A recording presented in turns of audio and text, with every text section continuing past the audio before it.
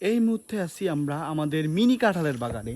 Mini কাঁঠালের বাগান বলার একমাত্র কারণ হচ্ছে এই যে আমাদের কাঁঠাল গাছ। আল্লাহর রহমতে একদম গুড়া থেকে মাথা পর্যন্ত কাঁঠাল ধরেই গিয়েছে।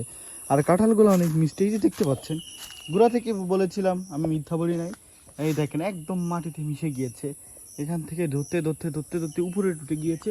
আর এই মানে আমি যখন ধানমন্ডিতে থাকি, মানে এখনও থাকি, তো ধানমন্ডিতে কিনতে গেলে এক একটা কাঁঠাল 100 টাকা 200 টাকা করে দাম চাই।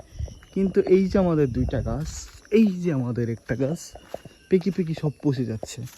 যেমন এই দেখেন পড়ে গেল একটা।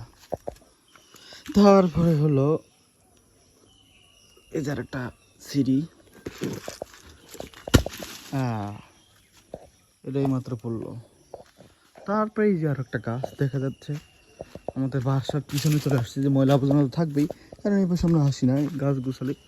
এই দেখেন পাকা কাঁঠাল, এই যে এগুলো বাকি থেকে গেছে, ওই সবগুলো পাকা, এই সবগুলো পাকা। আমি দেখা একটু ভালো করে। আর এইসব পচে যাচ্ছে, এগুলো আমরা খাই না।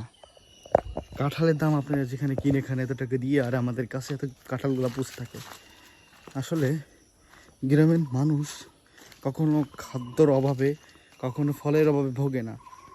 যাই হোক, আমরা সবসময় তাজা ফল খেয়ে থাকি, এই জন্য আমরা সুস্থ এবং মানে সুস্থভাবে জীবনযাপন করতে পারি। আমাদের অসুখ বিসুখ কম হয়, শুধু বৃষ্টিতে জ্বর ঠান্ডা এগুলো লাগাবার দিয়ে। আর যে আমাদের বাড়ির পাশে যে বাগান টাগান সবগুলো